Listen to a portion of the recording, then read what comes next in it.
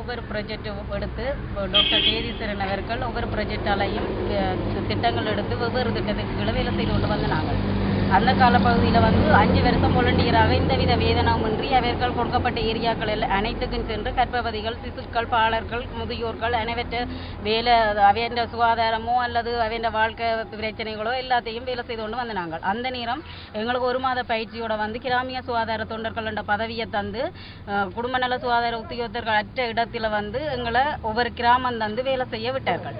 அந்த காலப்பகுதியில் 3500 ரூபா தொடக்கம் 5000 வரையும் எங்களுக்கு கொடுப்பனவு வழங்கப்பட்டது. அந்த கொடுப்பனவின் படியில் நாங்கள் வேலை செய்து கொண்டு வந்து நாங்கள் அந்த நேரம் குடும்ப நல சுகாதார உத்தியோகத்தர்கள் செய்த அனைத்து வேலை திட்டங்களும் நாங்கள் செய்து வந்து கொண்டிருக்கைகளில் 2500ஆம் ஆண்டு அளவில் அந்த திட்டம் யுனிசெஃபின் திட்டம் முடிவடைந்து 2010ஆம் ஆண்டு 4 எம்ஓச் ஏரியா தெரிவு செய்யப்பட்டு 4 எம்ஓச் ஏரியாலையும் உலக வங்கியின் திட்டத்துக்குள்ள உள்வாங்கப்பட்டு சிஎச்ஐ என்ற கேட்டகரிக்குள்ள வேலை செய்ய சொல்லி விட்டார்கள். அந்த கேட்டகரியில் நான் எல்லாம் சங்கானியில் இருந்து தெல்லிப்பளை எம்ஓஜிஎஸ் ஏரியாவில் வேலை செய்தேன். நான் அதே மாதிரி சங்கானியில் இருந்து கைட்ஸுக்கு போன பிள்ளைகள், சாவகச்சேரிக்கு போன பிள்ளைகள் எல்லாம் இருக்கிறோம்.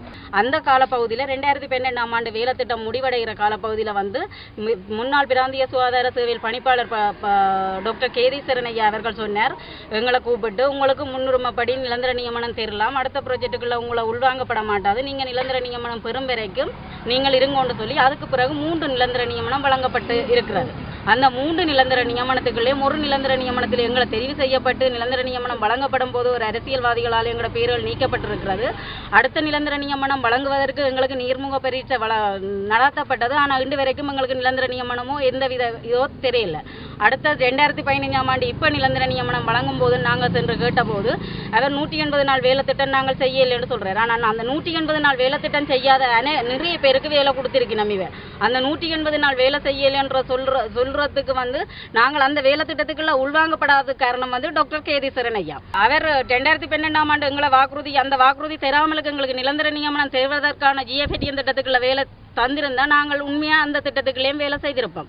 அவர் எங்களுக்கு தந்த வாக்குறுதியை நம்பி நாங்கள் இன்றைக்கு நிரந்தர நியமனம் பெறுவதற்கான சந்தர்ப்பத்தை இழந்து இன்றைக்கு எவருக்காகவும் போய் கேட்க முன்னுரிமைப்படி தரலாம் என்று சொல்றாரே ஒழிய ஆனால் எங்கட பேர் 21 பேரையும் உள்வாங்கிறதாக அவர்கள் இல்லை. 16 வருஷங்களை ஏமாற்றி கொண்டிருக்கிறோம். மத்திய மாகாணத்தில் தொன்றாக குறுகிய காலத்தில் வேலை செய்கிற அனைத்து வாலண்டியர்ஸுக்கு நிரந்தர நியமனம் வழங்கினோம். நாங்கள் 16 வருஷம் வேலை செய்திருக்கிறோம். வெயிலும் பார்க்காம யுத்தம் மட்டும் இல்லாமலுக்கு யுத்த காலத்தில் கூட ஒரு மாதத்தியால கேவி யோகா கூட நான் சாவக்கட்டு ஏரியா வேலை செய்திருக்கிறேன். சங்கானிலிருந்து சாவக்கட்டு ஏரியா வேலைக்கு போய்க்க கூட யுத்த காலத்தில் கேவியோ போட்ட உடனே அந்த இடத்துல நின்றுட்டு நாங்கள் கேவி கொடுக்கத்தான் வேலைக்கு வந்திருக்கிறோம். இன்றைக்கு நாங்கள் ஒரு மாதம் கூட வாலண்டியராக கால் எடுத்து வைக்காத பிள்ளை இன்றைக்கு வேலை செய்யுது.